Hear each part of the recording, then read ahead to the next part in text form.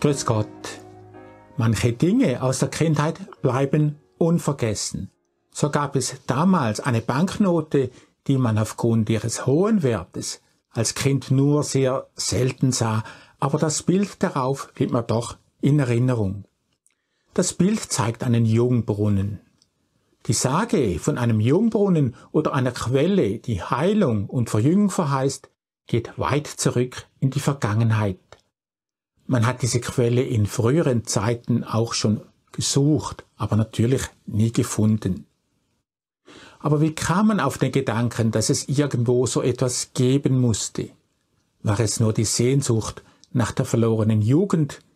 Oder waren es vielleicht besondere Erfahrungen, wo Betroffene, verstorbene Verwandte oder Bekannte sehen durften, die ihre Jugendlichkeit wieder zurückgewonnen haben? Denn wenn man mit Menschen spricht, die eine Nahtoderfahrung oder einen Nachtodkontakt erlebt haben, so sehen sie oft Verstorbene, die sehr viel jünger aussehen als zum Zeitpunkt, wo sie die Erde verlassen haben. Und solche Nachtodkontakte gab es schon zu allen Zeiten. Vielleicht sind Erfahrungen dieser Art auch der Ursprung des Mythos eines Jungbrunnens. So gibt es einen spannenden Erlebnisbericht, in dem eine verstorbene Frau von ihren ersten Erfahrungen in der Jenseitswelt berichtet. Sie nennt sich Adelheid und schildert ihren Empfang nach ihrem Sterben, wie sie von verstorbenen Angehörigen und Bekannten freudig begrüßt wurde.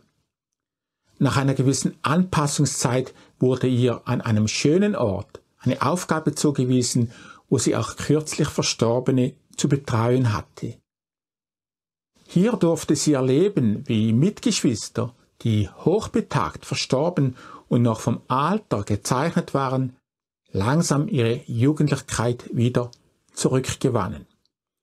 Aber auch dieser Wandlungsprozess braucht seine Zeit und ist abhängig vom Willen der Neuankömmlinge, sich an der neuen Welt und ihrer Ordnung anzupassen.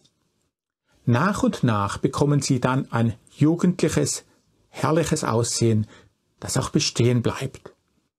Denn die jenseitige Welt ist, so wird es berichtet, nicht ein formloser Ort, sondern da ist in feinstofflicher Form alles vorhanden, was auf dieser Welt auch zu finden ist.